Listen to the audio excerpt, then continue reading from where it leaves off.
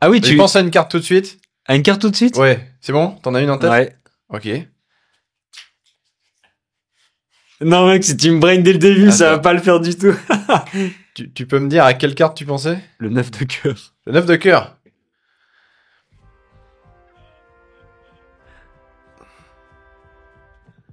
Et là, il choisit la carte, là.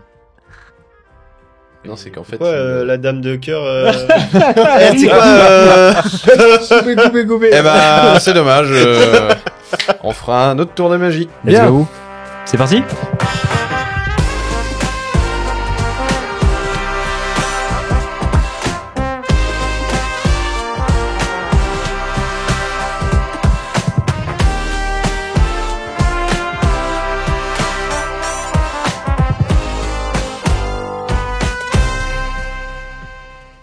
Et bonjour et bienvenue à tous et à toutes dans ce nouveau format sur la chaîne des médiateurs. On est ravis d'être ici tous les trois avec Swan et JS. Ah oui, du coup, on avait dit comment déjà pour le prénom? JS, c'est très bien. Eh ben, JS, c'est très très bien. Aka... Attends, recommence. Non, on recommence pas. Non, on recommence pas du tout. C'est l'esprit du podcast. Aka Ezekiel Stud, c'est ça? Oui, absolument. Voilà. Studio. Voilà, donc on est ravis d'être ici avec vous aujourd'hui pour ce nouveau format du podcast La Zouaverie Pontificale. Swan va nous expliquer un petit peu après pourquoi on a choisi ce titre de podcast. Donc ça va être un podcast récurrent sur la chaîne qui va revenir assez souvent. On sait pas encore combien, mais voilà, on espère à titre de 1-2 par mois, on verra. Et donc là aujourd'hui on est tous les trois parce qu'on va être toujours tous les trois fixes pendant ce podcast, mais sachez qu'on va recevoir des invités. On s'est dit pour ce premier épisode, moi vous me connaissez un petit peu, mais vous connaissez peut-être pas mes deux acolytes, et donc ça va être un peu un tour de présentation. Alors on a essayé de trouver des bonnes manières pour se présenter, vous allez voir comment ça va être construit. Pourquoi on a voulu mettre en place ce podcast? C'était tout simplement déjà pour parler de Dieu déjà, à travers plein de sujets différents et dans l'esprit de la chaîne des médiateurs, c'est-à-dire on va dire une ouverture, parler de Dieu aujourd'hui, comment aujourd'hui Dieu il veut nous parler, et on a tous les trois un même fond vraiment qui nous unit fort, mais peut-être que dans le quotidien ça se caractérise autrement, et c'est ça aussi qui est marrant entre nous, c'est qu'on on peut avoir des petits points de discorde, mais ce qui est aussi bien c'est qu'on sait s'écouter. Et on peut parler et on peut vraiment débattre. Et donc voilà, je ne vais pas trop parler, et je pense que maintenant vous avez vu un petit peu vers où on va. Et donc pour commencer, pourquoi ce titre, Swan? La Zouaverie Pontificale, explique-nous. Alors, les zouaves pontificaux, c'est très simple. C'est un régiment pontifical, donc un régiment militaire. C'était l'armée du pape, en fait, dans les années Super, ça 1860 à 70, qui couvre en fait la dernière décennie des États pontificaux, puisqu'il faut savoir qu'en fait, le Vatican hérite aussi de l'ancien empire romain, et donc d'une part, en tout cas, de ce qui appartenait à l'empire romain. Et donc, en Italie, surtout, il y a vraiment plein de cités-États différentes, et les États qui, en fait, ont fait allégeance au pape et ont gardé cette allégeance-là au cours des siècles, en fait, sont les États qui sont directement sous l'autorité du pape. Et en fait, il s'avère que au 19e siècle, avec l'influence de la Révolution française, il y a plein d'États nouveaux qui se forment, et dont, l'État italien qui cherche à créer un peu... avec cette idéologie nationaliste, un nouvel État qui serait une nation italienne, la volonté de créer un royaume d'Italie unifié. Et pour cela, Garibaldi va chercher, donc qui est ce chef italien, va chercher à unifier les États italiens, les cités-États, et donc de se battre contre les États pontificaux pour arracher en fait ces villes à l'autorité du pape, et unifier le territoire, pour avoir vraiment un territoire national. Parce que cette idée de territoire national, elle est très très nouvelle aussi, elle date vraiment des idéaux des Lumières.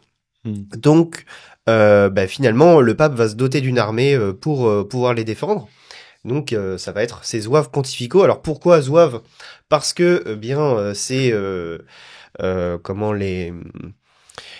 On va chercher à s'inspirer, en fait, des régiments de zouaves de l'armée française, qui sont très à la mode. En fait, c'est le 19e siècle, c'est aussi cette époque de l'orientalisme. On s'intéresse beaucoup à l'Orient, et donc finalement, l'armée française va se doter de troupes qui vont être habillées, en fait, un peu à la manière orientale, avec des culottes très bouffantes, Des sarouels. des sarouels, Sarouels exactement. de l'époque. Mais c'est vrai, c'est des sarouels, Ah, des sarouels, des petits. c'est terrible. Voilà, des vestons avec des formes et des motifs très orientaux. Et en prenant ce terme de zouave. Quand on parle de zouave aujourd'hui, le terme qu'on garde, c'est un peu un bouffon. Ouais, exactement. Donc d'où ces culottes bouffantes, etc., des couleurs vives, un truc un peu clownesque. Et donc un zouave, c'est un peu le terme de clown qu'on a en anglais pour désigner quelqu'un avec une tenue exubérante, voilà. Et en fait, à l'époque, c'est ça. En fait, faire le zouave, c'est avoir des couleurs très vives, une tenue un peu excentrique. Et en fait, avec cet uniforme particulier, en fait, les troupes françaises vont aller à l'étranger, essentiellement. Et donc, en fait, comme c'est très, très à la mode, le pape va donner cet uniforme aux zouaves. Okay. Surtout qu'en fait, ces zouaves pontificaux, ils sont beaucoup, pour la plupart, issus en fait de l'aristocratie française, qui va chercher, puisqu'elle a perdu en fait la contre-révolution en France, à toujours lutter contre les révolutionnaires aussi dans le monde, et donc vont s'associer de tout pays pour ne faire qu'un au service du pape. Et donc mon ancêtre Charles Névot a participé finalement jusqu'au siège de Rome à cette zouaverie. Donc incroyable. Voilà. Et il s'est battu pour que finalement le Vatican existe encore. Parce que sans ça, et en fait le Garibaldi voulait vraiment prendre Rome jusqu'à prendre toute la place Saint-Pierre, etc. Donc tout ce qui reste du Vatican aujourd'hui, et qui est toujours un État, l'est grâce au sacrifice en fait des zouaves pontificaux. Ça souvent on l'oublie. Et ce qui fait qu'il y a un petit État minuscule au cœur de Rome. Incroyable. Et Rome avant appartenait vraiment, tout Rome appartenait au pape. Ok. Voilà. C'est fou. Donc voilà, en fait dans ce même esprit, nous on va chercher avec peut-être un peu d'excentricité, à défendre l'Église dans un siècle où elle est attaquée aussi de partout, avec des idéologies toujours modernes, mais qui ont en fait une ramification dans l'histoire aussi, avec plein d'hérésies qui ont fini par se construire comme une pensée vraiment organisée contre la foi catholique. Et c'est vraiment le propre de la modernité. Donc voilà. En fait, c'est ça. Dans le générique, à un moment, on dit remettre l'église au centre du village. Ouais. Et du coup, j'aimerais préciser, parce que là, du coup, on commence à parler de la signification, la guerre, etc. Mais en fait, notre manière à nous d'exprimer ça, de remettre l'église au centre du village, c'est justement de pas le faire d'une manière par la force, mais c'est justement peut-être de contrer certains idéaux qu'on pense de l'Église qui sont totalement faux, injustifiés, et de pouvoir en parler justement, nous, tous les trois, avec des invités, et de remettre cette Église au centre du village dans une espèce de, justement, de juste vérité, avec justement cette ouverture aussi qui nous correspond, et de pouvoir en parler, débattre aussi, et voilà. Je préfère le rappeler. Oui. Et ça, et vous êtes ok avec ça, quoi. Oui, voilà. En sachant qu'on n'est pas des théologiens, on n'est pas des prêtres, on n'est pas, nous on parle pas avec la doctrine pure, etc. On parle avec ce qu'on est. Ouais, c'est ça. Des jeunes qui sont engagés dans l'Église, qui aimons l'Église, et aussi avec des parcours très différents. Ouais. Et donc c'est un peu cette universalité de l'Église là qu'on défend. Ouais. Mais voilà, avec ce qu'on est, et puis je pense dans la bonne humeur et sans chercher à être trop doctrinaux, parce qu'en fait non, c'est ça. On aura, c'est pas l'objectif. C'est pas l'objectif, ça sert à rien, et puis comme tu dis, on n'est pas formé pour ça, quoi. Ouais. Après on a quand même, de par nos parcours et parce qu'on s'est investi dans l'Église, on connaît l'Église, on connaît un peu l'institution, on sait comment elle fonctionne, on a aussi le pourquoi de la théorie derrière, parce qu'on en a besoin. Ouais, tout à fait. Mais bien sûr après voilà, on n'est pas là pour juste ouvrir le catéchisme catholique et dire Non, clairement, c'est l'authenticité qui nous caractérise bien, et vraiment ce quotidien en tant que chrétien, quoi, et de pouvoir parler de plein de sujets différents. Bon les gars, du coup, tu voulais rajouter un truc ? Ouais, c'est qu'on vient Ouais. tous. Bon, toi, t'es breton. Ouais. Nous, c'est plutôt Vendée, Maine-et-Loire, Ouais. Anjou. Enfin, Ouais. voilà. La limite. Et en fait, les zouaves pontificaux, comme c'était des contre-révolutionnaires, en fait, pour la plupart, ils viennent aussi de cette partie ouest Oui, de tout à la fait. France. Donc, en fait, c'est assez marrant aussi. Ouais, c'est un peu nos Ça racines fait aussi, quoi. Ouais, c'est nos racines, ça fait un clin d'œil supplémentaire. Mhm. Et voilà, petit Incroyable. bonus. Oui, puis ouais, cette dynamique de camaraderie aussi Mhm. Oui, voilà. qu'on trouve dans l'armée. qu'on Des trouve aussi, militaires. ouais. On vous propose une petite présentation rapide de nous, 5-10 minutes pour que vous puissiez vraiment nous connaître notre parcours. Et puis après, ce qui va se passer, c'est qu'on a ramené chacun un objet qui nous caractérise avec une anecdote derrière pour encore plus apprendre à nous connaître. Et c'est un truc qui va revenir avec les invités aussi. On va leur demander à chaque fois de ramener un objet qui les caractérise, qu'ils ont une anecdote dessus. Et donc voilà, ça va être l'épisode d'aujourd'hui. Et qui veut commencer à se livrer à tous ces spectateurs et auditeurs, auditrices aussi. Doucement avec les auditrices quand même. Non, mais Ah, ouais, parce que comme on est très beau, oui. voilà, il faut C'est- comprendre que ce n'est pas. Ok, pardon. Pardon. Voilà, on est. Ok, d'accord. Oh putain. Je rigole, ça sera coupé. Non mais Ça goûté. Voilà. qui veut se livrer, le mec il est là. L'enfer. Bon bah JS, du coup tu commences. Bah Ouais. vas-y. Mais donc moi, ouais, je viens d'Angers. Je bosse pour l'église dans tout ce qui est un peu voilà. Je suis un peu multi-casquette à la technique, comme vous pouvez le voir. Donc en fait, en réalisation vidéo, graphisme, un peu d'illustration aussi, voilà, c'est un peu de ça que je mange du pain tous les jours. Et puis après, en tant que parcours de foi, ça va être le plus basique comparé à vous deux. C'est vraiment le parcours le plus classique de en fait un petit peu de caté étant jeune, vraiment un petit peu juste avec ma mère d'ailleurs, pas en groupe.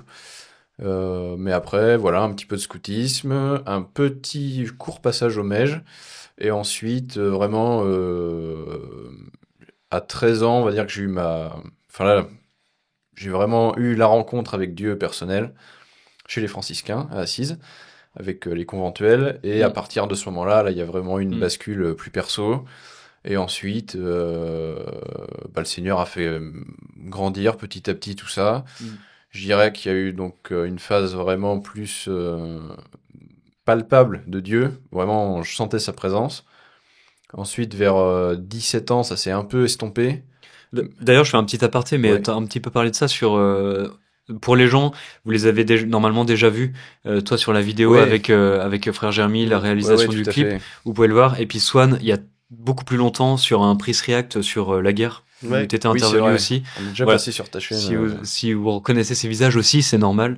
Et donc c'est vrai que tu parlais aussi un petit peu de ça dans cette vidéo qu'on avait Ouais, tournée voilà. avec Jeremy, ou de ce moment de foi. Ouais, c'est Voilà. ça qui m'a vraiment marqué. Ouais. Et donc ensuite, en passant dans un peu cette aridité, en fait, je suis tombé sur les vidéos d'Arnaud Dumouche, Excellent. qui était venu au couvent d'ailleurs à Bruxelles. Ouais. Et j'ai fait, oh, Ouais. putain, enfin de la théologie que j'arrive à comprendre, tu vois. Mhm. De fou, mais moi c'est Ouais, c'est totalement mon Et, maître en théologie aussi. ouais. quoi. Et du coup, là, ça m'a donné des bases tout de suite où il y avait plein de trucs, où c'était une connaissance assez vague, en fait, qui était vraiment une connaissance de très grande surface, et où là, d'un coup, ça permettait de rentrer en profondeur dans des trucs qui paraissaient très difficiles à comprendre, et là, d'un coup, ça devenait palpable. Carrément. Donc là, pareil, il y a eu une phase de, je sais pas, peut-être 2-3 ans, où du coup, c'était une fois beaucoup plus intellectuel.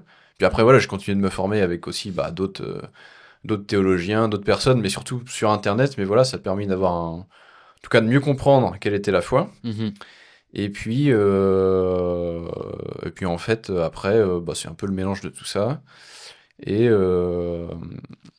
donc dans mon parcours, voilà, j'ai juste fait des études de graphisme à Nantes pendant 2 ans. Ok. Enfin, 3 ans. Et après, j'ai eu un petit passage dans la colocation de l'école Pierre, la première année. Ah, l'école Pierre, ouais. Voilà, la fameuse école Nice. Pierre. Nice. Et très bonne année qui m'a permis du coup de rencontrer des gens qui étaient un peu dans le même domaine que moi, mais Ouais, de faire un beau au sein de réseau, l'église. quoi. Ouais. Et là, c'était une très très bonne année. Et puis suite à ça, après, j'ai continué de bosser pas mal pour l'église. Je me suis associé avec un ami de BTS pendant 3 ans. On a fait divers projets en tout genre. Mhm. Mais du coup, voilà, j'ai toujours cette part un peu d'artistique et aussi cette part de foi qui reste quand même bien enracinée, qui bouge pas. Mais voilà, j'ai pas eu de moments où j'ai abandonné ma foi. Mhm. Voilà, t'as toujours des périodes de haut, de bas, ça c'est assez, Bien sûr. Ouais, assez classique, surtout au tout début des études, hein. Je Mhm. pense pour à peu près tout le monde. C'est un moment, enfin, en tout cas de ce que j'ai observé, Mhm. il y a toujours ce moment de là où ça baisse parce qu'en fait, d'un coup, tu te retrouves libre et vraiment livré à toi-même parce qu'en fait, la responsabilité parentale s'applique beaucoup moins, même si souvent il y a toujours des petites choses parce que soit tu vas être dépendant pour un peu d'argent ou différentes choses, mais ouais. en tout cas, là, t'es vraiment Ouais, t'es un peu livré, livré à t'es beaucoup toi-même. plus livré à toi-même. C'est le moment où. Ouais. Et voilà, et donc à ce moment-là, il y a eu quand même une baisse. Ouais. Et puis après, c'est reparti. En fait, Pendant les 40 3 années à commence. Nantes. Ouais, absolument. Ouais. Et, voilà, ça. Après, quand t'es revenu sur Nantes, tu disais? En fait, après avoir C'est ça. quitté, Ah oui. enfin, toujours gardé ma foi à Nantes, hein. Je Ouais. continuais d'aller à l'église, voilà. Ouais. Mais c'était moins présent dans ma vie. Ouais. Et après, l'école Pierre, ça m'a bien relancé. Et en fait, de trouver un nouvel équilibre dans un travail qui sert l'église Mhm. et en même temps de garder ta foi personnelle en parallèle, de pas forcément mélanger les deux. Aussi, il y a des moments où c'est bien que ça se mélange. Ouais, Voilà. ça c'est super dur, hein. Ça c'est Des vraiment un vastes, truc compliqué, ça. c'est un peu compliqué des fois, mais voilà, en gros, c'était ça le truc. Et donc, et il y a un autre truc que je peux dire, c'est que j'ai toujours aimé m'entourer de personnes qui avaient, pour le coup, eu des conversions un peu radicales, ou des choses comme ça, ce qui est assez amusant. Et où j'avais pas une jalousie, ce serait bizarre de dire ça, mais en tout cas une admiration de voir des parcours vraiment incroyables de gens très éloignés de Dieu et qui d'un coup se prennent une calotte d'Esprit Saint dans la nuque. Tu fais ah ouais d'accord. Et c'est drôle parce que moi j'ai vraiment jamais vécu ça et donc ça m'a toujours impressionné. Et ce qui est drôle c'est qu'à l'inverse, je vois les gens qui ont eu des conversions très radicales. Avoir pareil passer de jalousie, mais ce truc, si j'avais eu ce parcours très stable et tout, j'aurais esquivé tout un tas de trucs. C'est exactement ce que j'allais dire. À l'inverse, j'aurais esquivé tout un tas de merde. Ouais, c'est ça. Et en fait, ce qui est drôle, c'est que quoi qu'il arrive, en fait, à la fin, ça nous a tous forgés d'une manière ou d'une autre. C'est ça. Ça nous aide. Mais malgré tout, toi, dans ton parcours qui est entre guillemets assez lisse, comme tu le présentes, en fait, t'as quand même une vraie rencontre avec Dieu. Ouais, bien sûr. 13 ans. Ouais, c'est ça. D'ailleurs qu'on a fait ensemble. Ouais, ça on ça c'est drôle. C'est vrai que vous étiez ensemble, ouais, c'est-à-dire qu'en fait, si je peux le dire. Ouais, carrément. Puis, du coup, tu pourras c'est là que vous êtes rencontrés dans ce camp-là. Ouais, c'est ça. Ouais, c'est ça. Moi, en fait, c'est parti d'un truc tout con. Il y avait un camp j'avais fait un voyage de classe en Italie. Ouais. Et devait se trouver de choisir un camp d'été. Et bref, et en gros, tout ce que me proposait ma mère, j'étais là. Truc du Mège, vas-y c'est bon, 3 semaines dans l'été, enfin mon été j'ai aussi envie de le passer à faire d'autres trucs. Et puis j'avais un pote qui était pas venu à ce voyage parce que il allait à Assise avec les franciscains que moi je connaissais pas du tout à l'époque, donc les franciscains de Cholet. Du coup je vais au camp sans rien savoir et là ouais grosse calotte bien aussi quand même. Là je fais ah d'accord, donc en fait là il y a pas ce côté Dieu très abstrait dont on me parle, il y a le côté là Dieu j'ai rencontré. Et bref, et à ce camp-là, il y avait le système d'ange gardien, que si vous avez fait des camps, je pense que vous avez tous connu ça plus ou moins, ou en gros, pour ceux qui ne connaîtraient pas, il y a un panier avec les noms de toutes les personnes présentes sur le camp, et chacun vient piocher un nom au hasard, en tout cas, ou inspiré par l'Esprit Saint. Il faut prier pour cette personne pendant le camp. Et moi, il se trouve que j'avais pioché son nom. Et sauf qu'après, lui, il est plus du tout revenu. Il va vous expliquer pourquoi. Et on s'est retrouvés... Il a mal prié, en fait. Ouais, il a mal prié. Et en fait, toi, t'as mal prié. Mais ouais, de ouf, en fait, t'as mal fait ton job. C'est pas moi, après. Après, c'est Dieu qui donne les grâces, hein. Moi, c'est facile, ça. Ouais, non, mais bref, mais... Non, c'est quand même retrouvé. Mais en fait, voilà, ce qui est drôle, c'est que 5 ans plus tard, on se retrouve à être animateur, et on se retrouve dans la même équipe. Et en fait, c'est à la fin du camp où ça a tilté que en fait j'avais prié pour toi à cette époque et vraiment on s'est retrouvés et puis pendant ce camp de ce premier camp on s'est jamais parlé pendant le camp plus que ça. Oui, d'accord. Enfin voilà, au moment où on s'est retrouvés voilà, il y a eu un petit remerciement machin, mais c'est vraiment 5 ans plus tard que c'est vraiment 5 ans plus tard que excellent. Donc très amusant. Excellent. Et d'ailleurs, j'en profite, tu parles des franciscains. Tout à l'heure, je parlais d'un socle commun, d'un fond commun. C'est notre fond commun. On arrive un petit peu tous de la branche des franciscains conventuels de Cholet. Et c'est un peu, voilà, notre berceau. Et c'est ça qui nous réunit aussi. Ouais, c'est ça. beaucoup. Je dirais que c'est tout cela où on a retrouvé le lien avec Dieu. Ouais. Après, voilà, chacun avec nos parcours différents. En fait, Ouais, et ce qui est aussi le cas du couvent, c'est qu'en fait, c'est pas une communauté. En fait, c'est une communauté de frères, mais c'est pas une communauté comme au sens de, je sais pas, pour aller être une communauté nouvelle ou un mouvement d'église en particulier. Ouais. C'est-à-dire qu'en fait, il y a beaucoup de passages chez les frères. Et en fait, après, par exemple, Clémence, qu'on recevra tout à l'heure, Mhm. elle est pas investie. Bon, elle continue de faire des trucs pour les frères, mais en fait, elle est investie dans un diocèse. Des gens qui sont passés chez eux sont investis dans plein de lieux d'église différents. Oui, il y a eu, ouais. Il y en a qui sont devenus prêtres à la communauté Saint-Martin ou dans d'autres diocèses. Enfin, en fait, voilà, il y a vraiment c'est un lieu de passage. Bah, merci, JS, en tout cas. Hmm. C'était très complet et merci pour ça. Est-ce que Swan, tu veux y aller? Dire. Allez, vas-y, nous t'écoutons. Bah, et donc pour ma part, je m'appelle Swan, évidemment. C'est trop long. Et du coup, C'est un plaisir. désolé mon frère, non, c'est parce que la première fois, alors vous le savez pas, mais on a déjà enregistré l'émission il y a un c'est mois. vrai.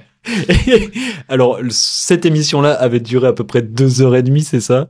On Ouais, avait même trois, beaucoup parlé. Ouais, petite vanne. Ouais. Et surtout Et le Swan. 11, c'était Et moi. surtout Lui, son témoignage, je crois qu'il a duré 1h20 1h20. ou Mais oui, mais 1h30. parce qu'en fait, c'est une présentation, je suis parti sur un témoignage, en fait, voilà. Ouais. Donc, je ferai court.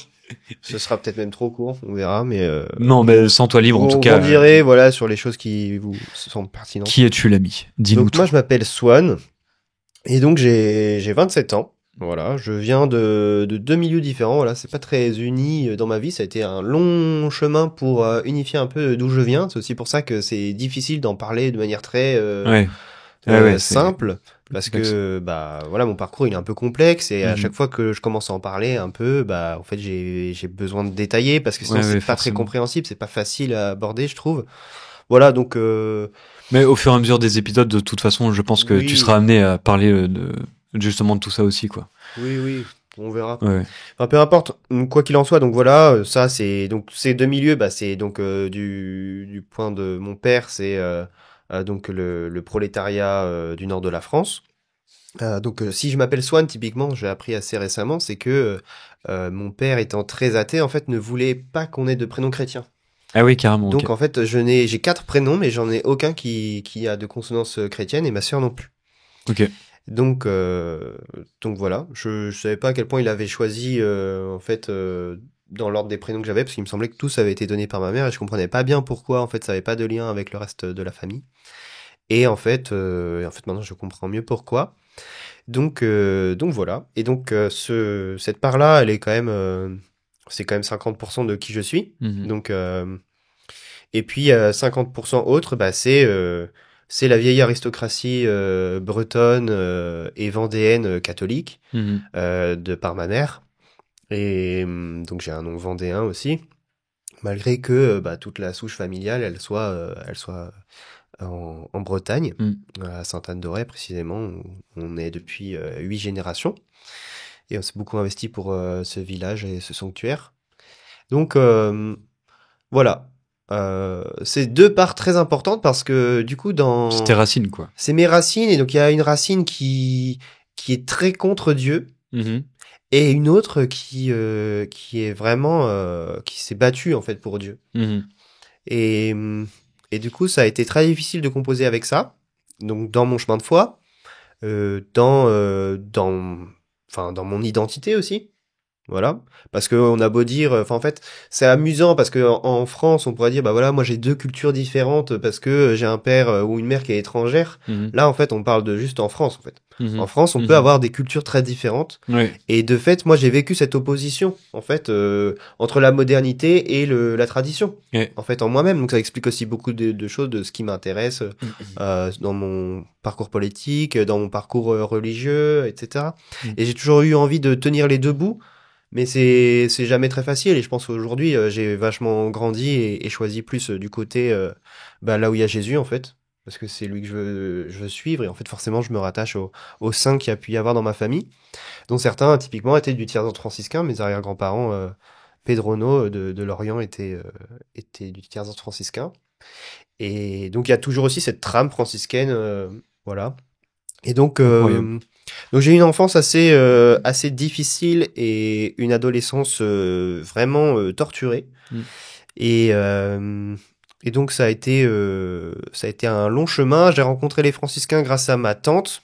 Ça a été vraiment une bénédiction dans ma vie, effectivement, parce que sinon je sais pas trop comment j'aurais pu continuer à cheminer vers Jésus, parce que heureusement ma mère m'a vraiment donné le Christ. Elle a senti en fait en nous transmettant la vie que bah aussi elle avait besoin de nous transmettre la vie spirituelle et donc de nous faire baptiser un peu contre la volonté de mon père. Et donc elle m'a beaucoup donné cet apport-là et je la remercie vraiment. Et ma tante, donc sa sœur, m'a donné aussi ce contact avec les franciscains en me permettant de faire des camps. Donc j'ai pu en faire un, je pense, quand j'avais autour de 10 ans et on jouait la vie de Saint-François d'Assise à travers tout le département donc de Charente-Maritime puisque j'ai grandi à La Rochelle. Et donc c'était intéressant de revisiter des lieux que je connaissais mais en apportant ce témoignage-là. Le spectacle de Saint-François qui existe toujours aujourd'hui. Qui existe toujours. Incroyable. Et donc aujourd'hui je joue Saint-François, donc c'est amusant. Incroyable. Et donc voilà, comme quoi vraiment Dieu nous... Il tisse un plan, il a un plan pour nous et je pourrais témoigner un jour peut-être aussi des grâces que j'ai reçues à travers ce mystère et comment Dieu m'a invité à... ça pourrait être hyper intéressant. C'est très beau. Ouais. Et alors en tout cas, voilà. J'ai un peu eu... moi ça m'a beaucoup touché en fait ce que les franciscains m'ont apporté à ce moment-là, tout ça.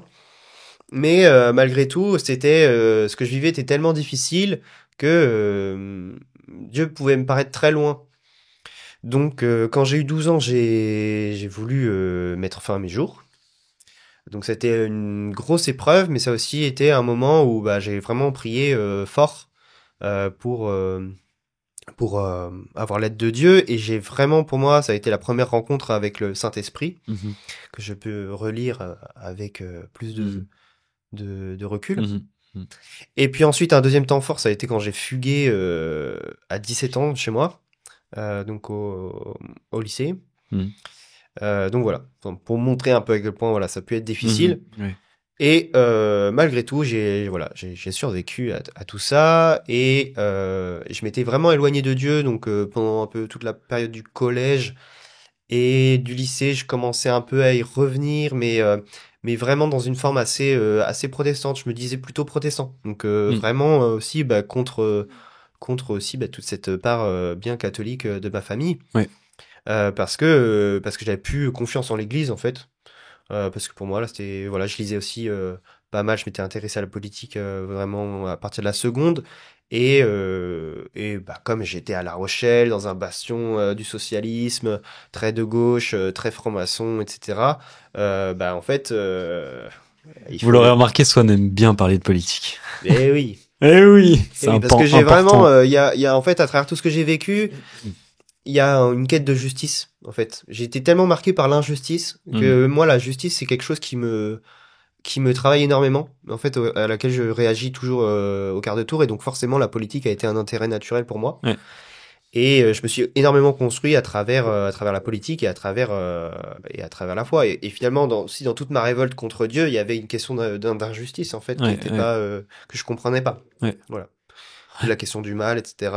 Pourquoi Dieu est si loin de nous, pourquoi il nous laisse autant subir de choses. Carrément. Enfin voilà. Et donc j'étais très en colère contre le père, contre mon père aussi. Enfin voilà, c'est toutes des choses qui vont ensemble. Et donc je suis revenu à la fois à 17 ans, vraiment, à la fois catholique. Après cette fugue, parce qu'en fait, donc cette fugue, pour donner ne serait-ce que le contexte rapide, on était le 25 décembre. Voilà. Donc Noël. Voilà. Noël, le mec il fugue, enfin, il y a un problème. Donc, il y a un problème. Voilà. Et bon. Et donc finalement, après ça, en fait, ma grand-mère est décédée, ma grand-mère maternelle, et je suis parti vivre avec ma mère à Sainte-Anne-d'Auray, donc sur la terre de mes pères. Et j'ai quitté mon père à La Rochelle.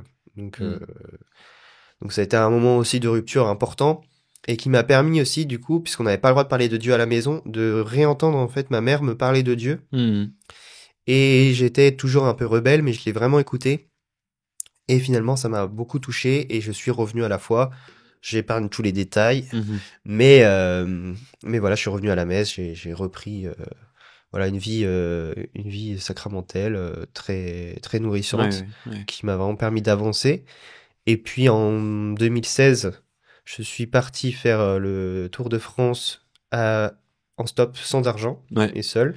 Qui est une aventure présente sur ta chaîne YouTube aussi? Ouais, rapidement. Une partie. En fait, j'avais pas pris de caméra, donc en fait, j'y suis allé comme ça. Et puis en fait, j'ai raconté un petit peu de manière plus poétique, si je puis dire, l'aventure. Ouais. On a tous des chaînes, mais du coup, on en reparlera peut-être plus tard. D'apporter. Et à l'issue de ça, et pendant le voyage, en fait, on m'a proposé, arrivé à Cholet, de faire un camp avec les franciscains. Et comme je revenais à la foi et que j'avais besoin de soutien et de me dire, en fait, oui, c'est vrai, c'était une belle expérience dans mon enfance. C'était peut-être un puits de lumière au milieu des ténèbres que je pouvais traverser. En fait, oui. Ouais. Donc j'y suis allé, c'est là que j'ai fait la rencontre de JS, on était animateurs ensemble. Là, je me suis pris la calotte de l'esprit. Voilà. Ah ouais, je m'en suis pris vraiment une grosse rafale. Et vraiment, j'ai ressenti tout l'amour de Dieu pour moi. Donc ça a été une énorme guérison qui a pris son temps pour vraiment s'infuser dans ma vie. Et donc, dans la foulée, je suis parti faire les JMJ à Cracovie. Ouais. Et puis là, vraiment, en fait, dans cette dimension de l'Église universelle, je me suis dit, en fait, oui, je suis catholique. Voilà. C'est pas juste je suis chrétien, mais je suis catholique. Parce que le Christ, pour moi, c'était pas une question. Le Christ, c'est ça, bien sûr. Ça a toujours été. Après, c'était la manière un petit peu vers où tu vas, quoi. Et de mon catéchisme, je gardais vraiment ça que, en fait, peu importe les persécutions qu'on peut subir pour le Christ, en fait, voilà, lui, il est mort pour nous, à nous de mourir pour lui. Donc c'est, je pourrais jamais renier le Christ. Je sais, par rapport à ce que j'ai vécu, que c'est pas possible. Mais l'Église, c'est plus facile de renier l'Église, de renier le Père, ou voilà. Et en même temps, c'est cette fidélité au Christ qui m'a conduit à pouvoir aller de l'avant. Et voilà, et finalement, donc j'ai fait des études de philosophie. Et aussi d'ébénisterie. Que t'as fini, du coup, tes études, là? Donc je viens de finir mon master. Enfin. Félicitations. Merci. Très heureux. J'ai également fait une année de discernement vocationnel chez les franciscains de Cholet, qui était pour moi une grande année de conversion, justement, où je cherchais à vraiment approfondir cet appel, tout cet amour de Dieu que j'avais reçu donc à ce camp-là, donc qui était à Notre-Dame du Lot, dans les Alpes. Et donc ça m'a vraiment permis de rentrer en profondeur et de guérir beaucoup de choses et de me refonder dans le Christ, quoi. C'est vrai que les frères font ça, ils font une année Saint-François à Cholet, ça pour tous les jeunes mais je veux dire les jeunes qui veulent discerner un petit peu une année sans parler de rentrer dans les ordres ou quoi, mais c'est vrai qu'ils font ça, ils passent un an avec les frères, ça a l'air sympa. Ouais, c'était vraiment incroyable. Et puis je l'ai fait juste après avoir fait le tour d'Europe, du coup, sans argent. Ok, t'as aussi fait le tour d'Europe sans argent. Sans argent, incroyable, en stop quelle aventure. Et en skateboard. Oh, quelle aventure. Quel homme extraordinaire. Et puis, et puis voilà, et on est parti en Syrie avec les frères jouer le mystère. C'est ce qui m'a reconnecté avec le mystère. Et un voyage qui t'a marqué. Qui m'a beaucoup marqué. T'en parleras sûrement après, avec les objets, je pense, mais ouais. Et puis, carrément. Avec les objets. Pourquoi? Voilà, et puis parce qu'en fait les mariages, les voyages, c'est vraiment des choses qui m'ont fondé aussi, donc c'est pour ça que j'en parle. Mais donc il y a ce Tour de France, ce Tour d'Europe, la Syrie, le Liban, et puis dernièrement j'ai fait le Tour de la Bretagne à pied cette fois pendant 4 mois, et là ça m'a aussi vraiment pas mal remué. Et j'en avais besoin. Ça avait l'air, en tout cas moi j'étais suivi sur Instagram pendant que tu faisais le voyage. Ça avait l'air assez ouf. Ouais, c'était vraiment incroyable. Et j'espère que je pourrai en raconter plein de choses plus tard. Carrément. Voilà. Merci. Avec joie. Merci, très beau témoignage. Moi je vais pas trop m'éterniser parce que j'ai déjà fait mon témoignage sur la chaîne et puis sur ma vie, donc normalement les gens connaissent un petit peu là où je viens, mais pour tous les nouveaux potentiels. Moi je suis pas du tout chrétien à la base et je suis d'une famille à moitié aussi 50% ultra catho et 50% vraiment pas du tout anticlérical. Et donc côté de ma mère pas du tout église et côté de mon père église. Et j'ai grandi que avec mon père et avec mes grands-parents qui se sont beaucoup occupés de moi. Et en fait aujourd'hui je sais que c'est grâce à eux ce qu'ils m'ont inculqué pendant que j'étais vraiment très très jeune, le caté, la messe, etc. Et des valeurs que c'est que vraiment je leur dois grâce à eux et cette éducation parce que mon père pouvait pas trop s'occuper de moi parce qu'il était alcoolique et donc c'est vraiment eux qui ont pris soin de moi et voilà aujourd'hui je leur dois beaucoup et je leur connais aujourd'hui même si j'ai donc vers l'âge de 12 ans, j'ai voilà tout arrêté. L'église, ça me paraissait incohérent parce que avec la vie qu'avait mon père et qui allait à l'église, etc. Enfin voilà, j'ai voulu tout couper. Ça me paraissait complètement absurde. Et donc j'ai eu cette voilà cette vie du monde d'un jeune normal en vrai, sans non plus être trop foufou, mais en picolant, en fumant, en sortant. Et en fait, ce qui s'est passé, c'est que, euh, euh, en gros, mon père a arrêté de boire. Et moi, j'y croyais pas trop. J'avais plus du tout de contact avec lui. Voilà, je la fais hyper brève, hein, mais et je suis retourné le voir. Et effectivement, j'ai découvert une nouvelle personne. Et à travers cette nouvelle personne, en fait, j'ai su qu'il y avait eu un réel changement en profondeur. Et juste après ce changement, même pas un an après, mon père est décédé. Et donc là, grosse injustice, pareil. Je te rejoins là-dessus sur ce côté injuste que j'ai depuis gamin, où l'injustice me révolte de manière extrêmement forte. Je pense plus forte que la norme. Et donc là, je m'en suis pris à tout le monde, à moi-même en premier lieu. À Dieu aussi, alors que pourtant je me disais pas croyant. Donc il y avait quand même quelque chose qui était là, mais vraiment j'en voulais fort à Dieu. Je me dis, attends, si t'existes frérot, pourquoi tu fais ça? C'est totalement injuste. Ou pourquoi tu fais rien? Et pourquoi tu fais pourquoi t'as rien fait et enfin voilà pourquoi cette vie de merde quoi. Et donc là j'ai un peu pété les plombs, je me suis vachement enfermé dans la drogue pendant quelques années jusqu'à temps de trouver une solution, c'était de faire une retraite.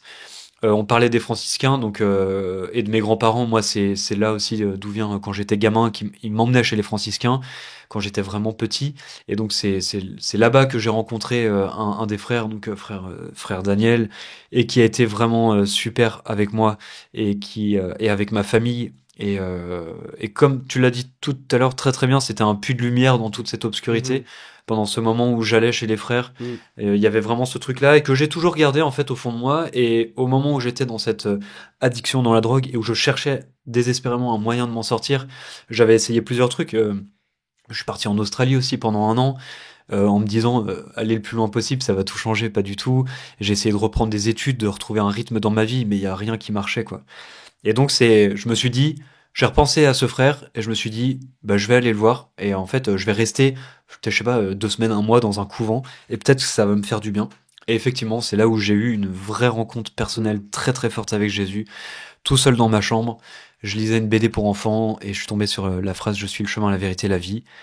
J'ai perdu connaissance et quelques heures après, quand j'ai repris connaissance, c'était comme si quelque chose avait été forgé au fer à l'intérieur de moi, où je savais que Jésus existait et qu'en fait c'était même pas je sais pas, c'était une vérité absolue d'un coup dans ma vie et donc j'ai commencé à suivre Jésus et donc j'ai habité un petit peu avec les frères pendant quelques années et puis j'ai créé donc la chaîne YouTube Les Médiateurs un peu après et puis voilà où on en est aujourd'hui. Pour la faire vraiment très très courte, mais voilà mon chemin de foi. Et au niveau pro, ça sert à rien d'en parler parce que j'ai fait des études de management, ça s'en fout. Ouais. J'ai fait ça vraiment par défaut parce que j'étais bon là-dedans et puis j'avais des bonnes notes. Alors du coup, j'ai été là-dedans parce que je suis un gros branleur. Et voilà. Et c'est quoi? C'est dans une école de commerce que t'as fait ou Non, même pas. J'ai fait un BTS, BTS MUC là, comme on appelait ça à l'époque, truc vraiment de branlos quoi. Et t'en as jamais fait usage? Non, en fait, je l'ai fait en alternance, donc j'ai pu bosser très tôt aussi. Mais ça, c'est marrant parce qu'on parlait des valeurs, donc mes grands-parents qui m'ont vraiment apporté les valeurs plutôt spi, et vraiment côté de ma mère qui était vraiment anti-église, on va dire, mais pas non plus dans une virulence extrême, mais juste l'église ça sert à rien, on s'en fout quoi. Ouais. Et eux qui m'ont apporté des valeurs de travail de dingue. Ma mère qui, je m'en souviens, hein, maman, si tu regardes, je t'aime de tout mon cœur, mais qui à 15 ans dit tu veux te payer tes billets de train pour l'été pour partir, etc. Bah tu travailles, tu vas à l'usine. Donc elle m'avait trouvé un job à l'usine et tout. Donc voilà, mais ça m'a apporté une vraie valeur du travail. Et donc j'ai travaillé très très tôt. Et très très vite, en fait, à force de faire des boulots d'usine, des jobs, d'avoir fait mon truc en alternance et d'avoir expérimenté plein de jobs, même en Australie, j'ai fait plein de jobs différents dans les vignes. T'as été en Australie? Ouais, je suis parti en Australie, donc du coup, dans les vignes, j'ai aidé un Néerlandais à construire sa maison. Incroyable. Plein de trucs différents. En fait, petit à petit, je me suis dit, ça, j'ai pas envie de faire, ça, j'ai pas envie de faire, ça, j'ai pas envie. Je suis vraiment allé un peu à l'inverse des gens, c'est que j'ai expérimenté plein de trucs, j'ai dit, bah, ça, j'ai pas envie. Donc, on va aller vers autre chose. Et donc voilà, le taf. Et aujourd'hui, j'ai vraiment la chance de pouvoir vivre de cette aventure des médiateurs et de vivre de cette passion de la réal aussi, comme toi, JS, et de pouvoir, de vivre de ce côté un peu artistique, quoi. Et voilà où on en est. Voilà, vous nous connaissez un peu mieux. Et je propose qu'on passe à cette deuxième partie où on va présenter notre objet, si ça vous va, pour présenter cette anecdote. Et puis on va arriver tout doucement à la fin. Et moi, il faut que j'aille chercher mon objet, donc il faut que je me lève. Voilà. Bah, casse-toi. Bah voilà. On dirait presque Luce. Oh putain. On attaque tout de suite sur la partie actu. Ouais, parce qu'en fait, on veut faire une partie actu aussi. Et si on a le temps, on va la faire. C'est aussi quelque chose que... Ouais. Oui. Bon, let's go. Du coup, on l'a fait rapidement. Je t'en prie. Je commence du coup direct. Bah ouais. Bon, alors moi c'est un pop de Naruto. En fait, c'est un truc qui est vraiment, c'est à côté de mon bureau. J'ai plusieurs pop, mais Pop, Naruto, c'est quoi? C'est des figurines? c'est des petites figurines comme ça, ouais. Okay. Et en fait, je voulais vraiment parler du côté manga, shonen et de Naruto, de l'effet que ça a eu pour moi. Et en fait, j'ai traversé un moment de ma vie il y a quelques années. Donc j'étais vraiment chrétien, mais j'ai traversé un moment où j'ai vécu un trauma. Et suite à ce trauma, j'ai vécu une anxiété généralisée pendant plusieurs années où je savais pas ce que je vivais crise d'angoisse sur crise d'angoisse, je pouvais à peine sortir de chez moi. J'ai vécu un moment hyper dur et où j'ai appelé à l'aide Dieu, et où j'ai jamais autant prié de ma vie et autant été même connecté avec lui, mais pour autant, c'est pas pour autant que j'ai guéri miraculeusement. C'était il y a quelques années, là, entre 2020 et 2023 à peu près. Et donc ça a été vraiment hyper dur. Pour autant, j'ai pas remis en cause ma foi, Dieu, mais ça a été un moment vraiment extrêmement hardcore, horrible, où t'as l'impression que vraiment tous les jours tu te lèves, tous les jours t'as l'impression que tu vas mourir.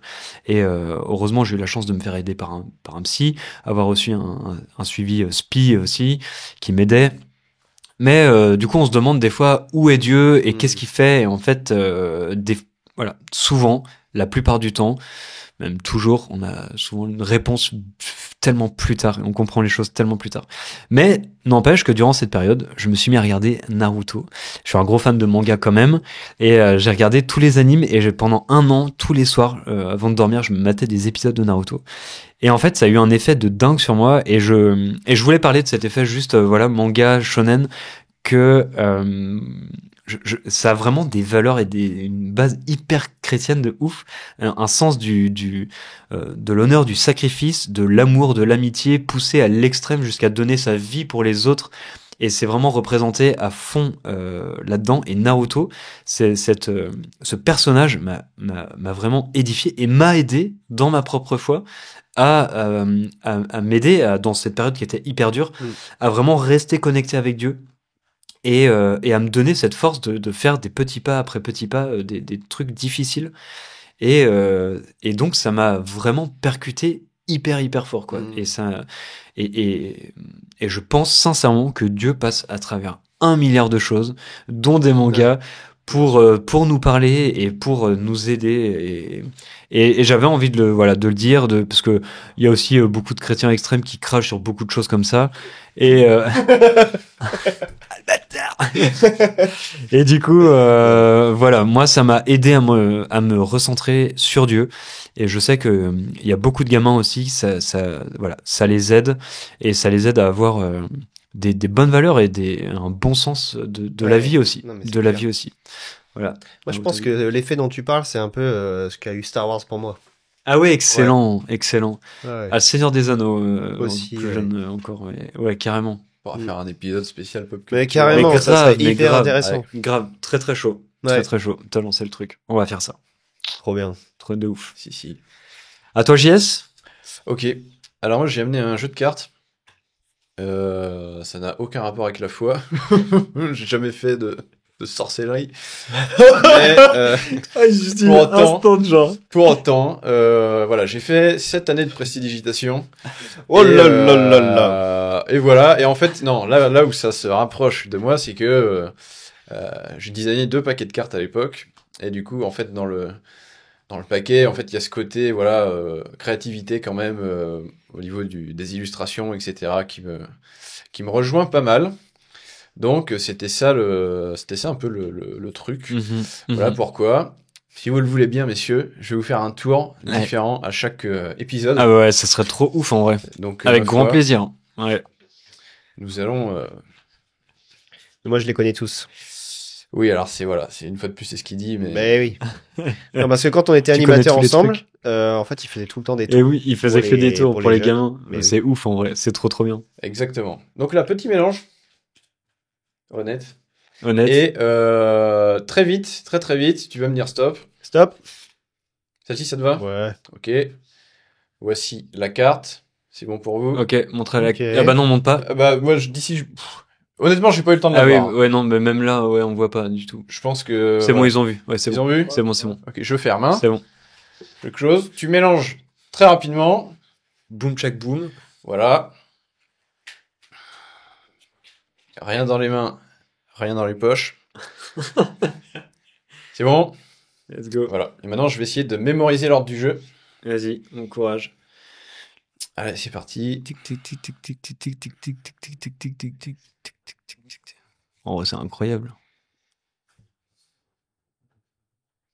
Ok. Et maintenant, tu vas prendre la carte et tu vas la mettre à un emplacement différent.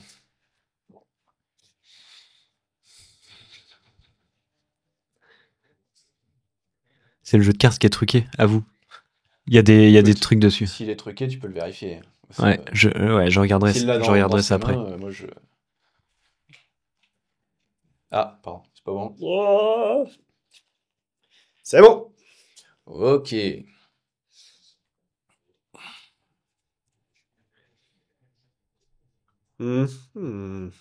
Va-t-il réussir ou échouer lamentablement? Tin, tin, tin, tin, tin, tin, tin. Oui, il a l'air d'être sûr de lui, là. Là, je me sens chaud. Là. Oh là là.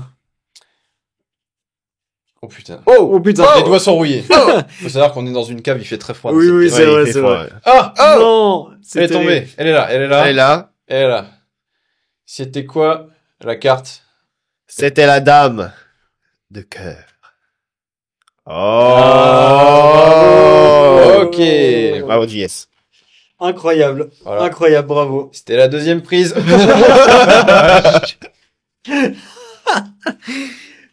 Incroyable. Je veux un tour de magie à chaque fois, de ouf. Ouais, bon, la prochaine fois, je le préparerai vraiment. Ouais, mais, prépare. voilà. Non, non, c'était très bien, ouais. Mais Bon. c'est vrai que Oui, j'imagine honnête. que ça demande un énorme entraînement parce que tu dois, enfin, faut Bah, en pratiquer, fait, pratiquer. Ouais, faut beaucoup Faut pratiquer. que tout soit bien carré, clair. Tout soit bien carré, puis aussi, il lisse. faut se rappeler des trucs. Mm. Comme moi, ça fait, je sais pas, peut-être 5 ans que j'ai arrêté. Ouais. Ah oui, ok. En fait, il y a des Ouais, trucs, quand tu c'est un reprends, peu la technique qui c'est est pas trop rouillée, mais c'est plutôt l'ordre des tours et comment arriver Ah ouais. Ouais. à la fin où des fois ça La bug un peu. procédure, quoi. Ah, c'est ouf. Mais donc, Marcobi, tu es le bienvenu sur le podcast. Mais oui. Carrément, ça serait incroyable. Mon vieux. À toi, Swen. Bah alors moi. Alors moi, c'est assez tragique. Lui, c'est un magicien aussi. Moi, je suis un magicien. Lui, il a fait J'ai disparaître son objet. Je fais disparaître mon objet.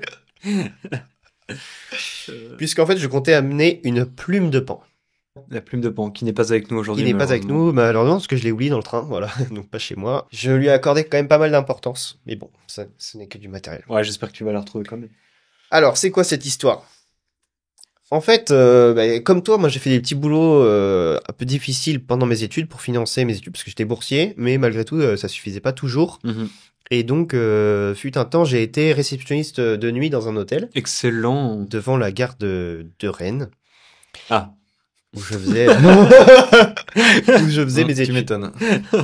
Ah oui, je comprends le difficile là. Ouais. Pourquoi? T'as dû en voir des vertes et des Ah pas mûres. ouais, justement. Et là, je vais vous parler de ma dernière nuit à l'hôtel. Ah vache, incroyable.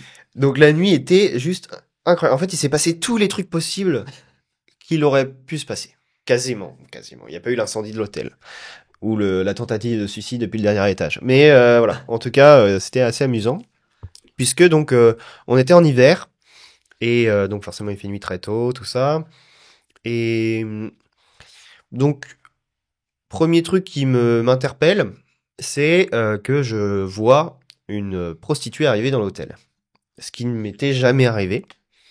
Alors à quoi je le remarque? Bon en fait le couple il est difforme entre guillemets, enfin difforme c'est pas le terme. Il est dépareillé.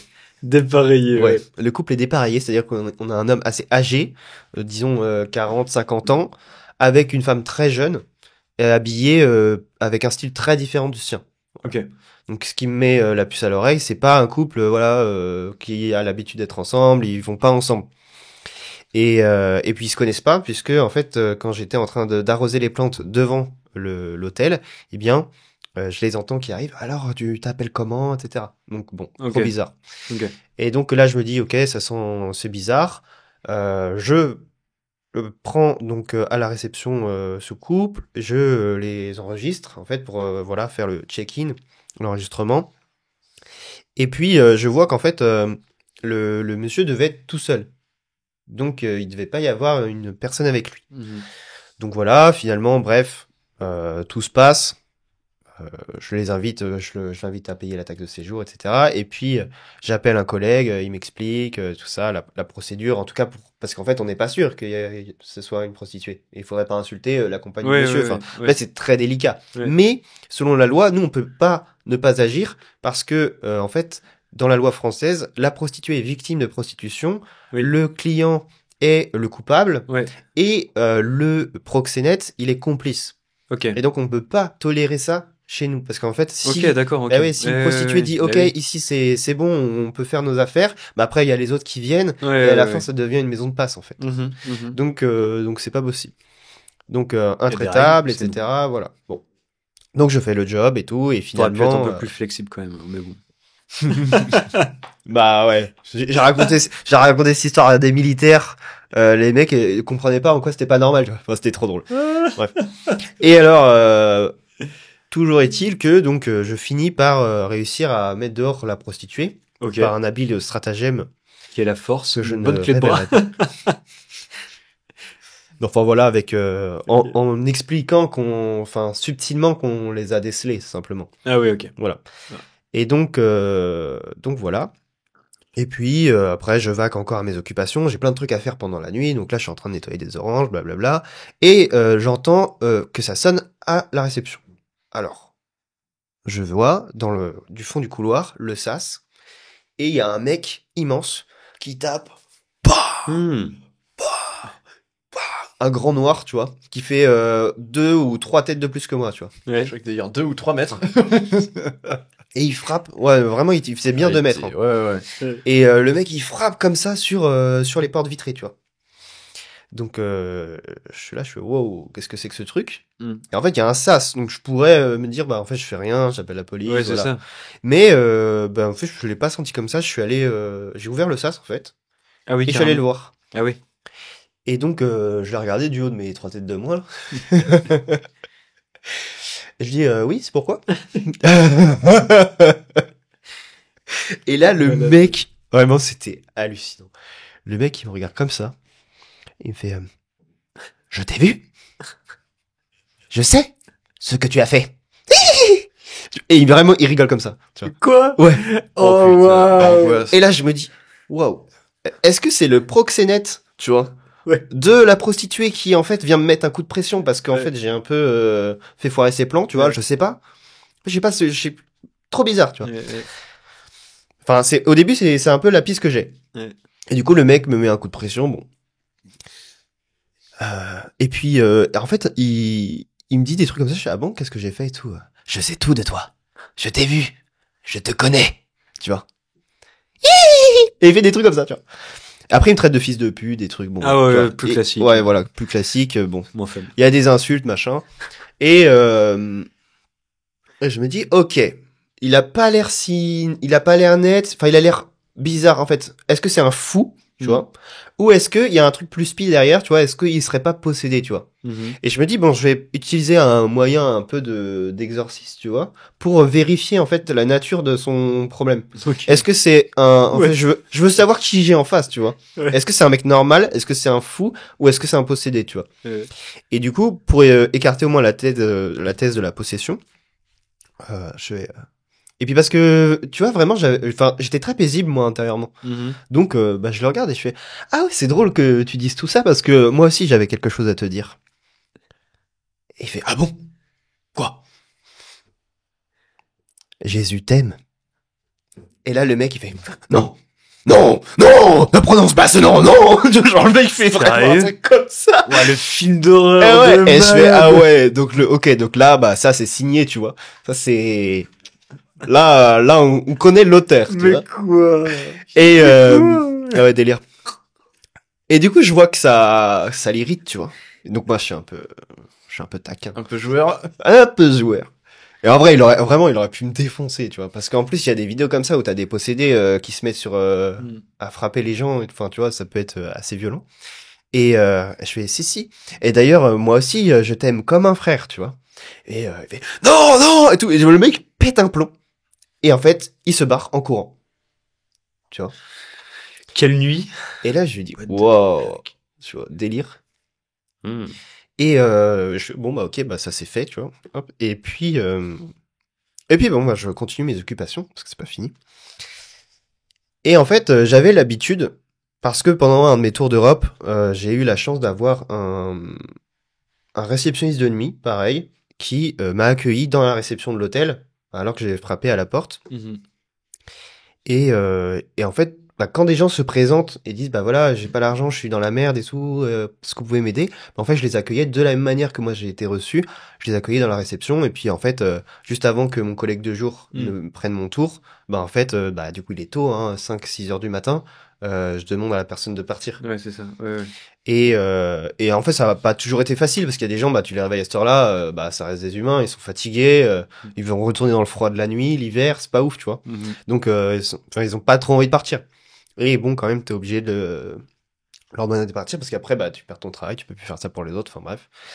Et là, du coup, bah, il y a un Indien qui vient, tu vois, et qui m'explique que, bah ouais, il a perdu les clés de sa voiture ou je sais pas quoi, un truc, une embrouille, et donc il ne peut plus, enfin, il a pas d'endroit où aller, il peut même pas rentrer dans sa voiture, il est un peu comme un con. Donc, bah, je sais pas, très bien, bah, prenez le canapé ici.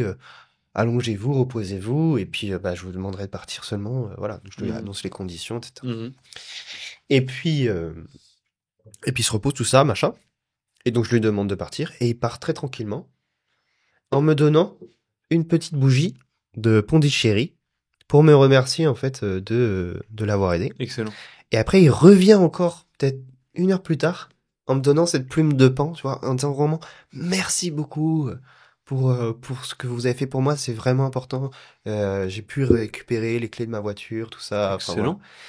Et je fais, wow.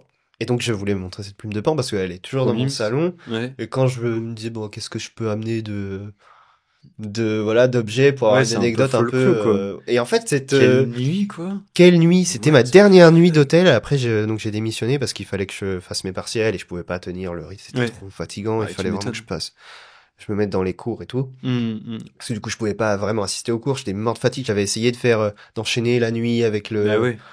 avec les cours. Enfin, c'était impossible. Donc voilà. Et en fait, cette nuit est vraiment, vraiment folle. Et voilà, pour moi, c'est un témoignage de gratitude. Ben voilà, parfois, on n'a pas le retour de ce qu'on fait. Tu vois. Et là, juste, il y avait ce témoignage, ce beau Ouais. cadeau. Ouais. Voilà, bon, qui Ouais, c'est malheureusement ça. a disparu dans le train. Ouais, j'espère pas, mais Putain. Bah, merci les gars, on conclut du coup. On Ouais, s'arrête ouais. là pour aujourd'hui.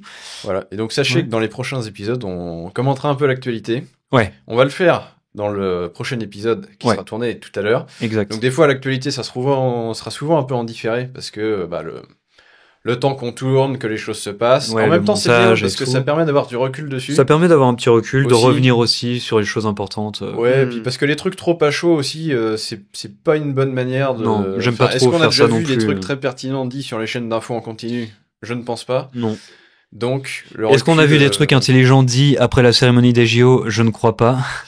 Pardon, c'était une petite pique que je voulais. J'ai foutu un froid dans le bordel. Sachant que j'ai quand même beaucoup parlé. Ah, c'est vrai? Ah ouais. Ah merde, je savais pas, non, mais non, Ouais. pas du tout sur toi. Ah non, Ouais. ah non, je savais pas du tout. Non, t'inquiète. Je Non, savais mais pas, bien je sûr, savais évidemment, pas. tu réagis à chaud. Bon, il y a plein de... Ouais. Ouais. Juste à chaud sur l'actualité, bah, en fait, c'est de revenir là-dessus. Voilà. Les Syriens, bah, ont un avenir très incertain. Ils peuvent plus quitter leur pays aujourd'hui. On sait pas ce que le nouveau gouvernement va mettre en place Ouais. et ça annonce rien de très bon. Après, voilà, ça fait très longtemps qu'ils vivent déjà dans un régime qui est autoritaire et dictatorial. Ouais, c'est ça en fait. Là, hein. maintenant, ça va être un truc islamiste. Avant, ça avait le mérite d'être laïque. Donc, toutes les religions avaient leur place. Là, pour les chrétiens d'Orient, ça s'annonce quand même pas glorieux. Et donc, tous ceux que j'ai pu rencontrer là-bas, je m'inquiète beaucoup pour eux. Forcément, ouais. Voilà, donc je vous invite vraiment. Après, je pense Ouais. qu'on pourra parler une prochaine fois de la Syrie et de l'actualité Mhm. là-dessus. Je pense qu'on pourra inviter mon cousin Alexandre, Oui, carrément. qui est largement plus maître du sujet que moi. Carrément. Mm. Ouais. Ouais, voilà. Ouais. Mais au moins Eh prier ben- pour cette actualité compliquée. Ouais, en tout cas, ça c'est, je pense que ça doit être vraiment une priorité. Merci d'en avoir parlé en tout cas. C'est important, hyper important. Et eh bien les amis, si vous voulez, comme je le disais, donc on a chacun une chaîne YouTube, donc vous pouvez aller retrouver le travail de notre ami JS sur sa chaîne YouTube qui est en description et Ouais. qui s'appelle Ézéchiel film. Ezekiel Film. Et vous pouvez aller retrouver notre ami Swan sur sa chaîne YouTube qui s'appelle Swan, Saint-Bé, Briançon. Swan Samé Briançon, tout est en description. Merci d'avoir suivi cet épisode, merci de l'avoir écouté si vous l'avez écouté avec nous. Rendez-vous dans un prochain épisode qui sera donc avec Clémence Pasquier que vous avez pu voir sur Les Lueurs ou d'autres émissions. Et je vous dis à très bientôt, soyez tous et toutes très très bénis et portez-vous bien. Ciao.